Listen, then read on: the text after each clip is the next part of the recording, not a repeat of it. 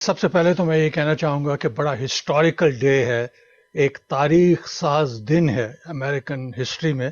تو اس لحاظ سے اس کی اہمیت بڑھ جاتی ہے کہ ایک فارمر یو ایس پریزیڈنٹ جو ہے اس کے خلاف کرمنل چارجز جو ہیں وہ لگائے گئے ہیں، اور گرینڈ جیوری نے ان چارجز کو اپروو کیا ہے.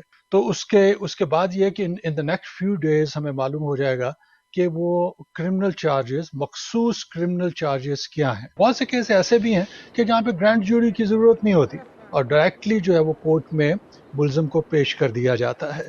لیکن جی، یہاں پہ کیونکہ یہ ایک انتہائی سینسٹیو معاملہ تھا تو گرینڈ جیوری کی انڈائٹمنٹ ہوئی. اسپیسیفک جو چارج ہے وہ تو ہمیں ابھی نہیں پتا، لیکن جنرلی اسپیکنگ ظاہر ہے کہ یہ اسٹارمی ڈینیلز کے کیس کے بارے میں ہے. کیا یہ کہنا درست ہے؟ جو ہش منی دینا جو ہے، کسی کو خاموش کرنا، لیٹ سے کہ کسی کے ساتھ سیکشول افیئر ہے اور اس فریق کو جو ہے خاموش کرنے کی کوشش کی جا رہی ہے اور اسے پیسے دے دیے جاتے ہیں اس کی خاموشی خریدنے کے لیے، تو وہ جرم نہیں ہے. جس طرح سے مبینہ طور پہ اللیجلی یہ ہوا ہے کہ جو ان کے وکیل تھے فارمر پریزیڈنٹ ڈونلڈ ٹرمپ کے، مائیکل کوہن کی ٹیسٹمنی وغیرہ آئی کہ پیسے انہوں نے دیے اور لیکن یہ ہے کہ انہیں ری ایمبرس کیا گیا. یہاں پہ جو ایشوز ہمارے سامنے آیا وہ یہ ہے کہ بزنس ریکارڈ کو فالسیفائی کرنا، اور اس کے بعد پھر جو الیکشن کمپین ہوتی ہے اس کے کچھ لاز وغیرہ ہیں اور وہاں پہ بھی یہ انفارمیشن جو ہے وہ پرووائڈ کرنی پڑتی ہے.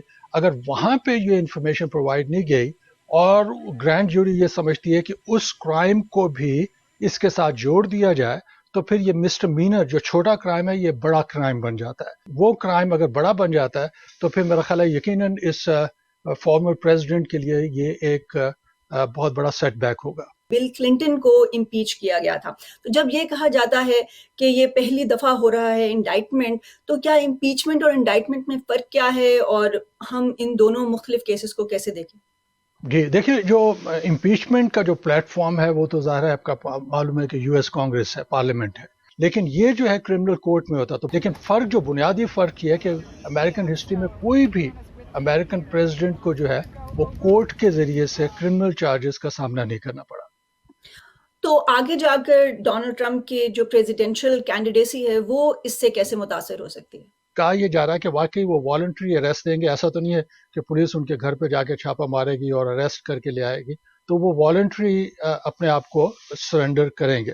اس کے بعد کا جو مرحلہ ہوتا ہے وہ بکنگ کا مرحلہ ہوتا ہے. اس سے مراد یہ ہے کہ انہیں پولیس اسٹیشن لیا جائے گا، لے کے جایا جائے گا، ان کے فنگر پرنٹس ہوں گے اور فنگر پرنٹس کے ساتھ ایک اور مگ شاٹ کا ایک مرحلہ ہوتا ہے. ایک اور مرحلہ ہوتا ہے کہ جس وقت ہینڈ کف کیا جاتا ہے اور اس کے بعد پھر وہ کورٹ میں پیش ہوں گے کہ جسے ارینجمنٹ کا پروسیس کہتے ہیں.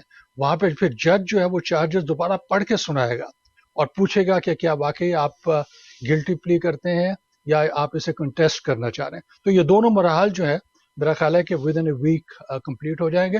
لیکن جہاں تک ٹرائل کا پیریڈ ہے اس میں کافی وقت ہے، کیونکہ ٹرائل آنے تک ایک سال لگ جائے گا. کیونکہ یہاں پہ قوانین ایسے ہیں کہ اگر کوئی شخص کے خلاف جو ہے الزامات لگائے بھی جاتے ہیں اس کے باوجود بھی وہ الیکشن کمپین میں حصہ لے سکتے ہیں، آپ انہیں روک نہیں سکتے.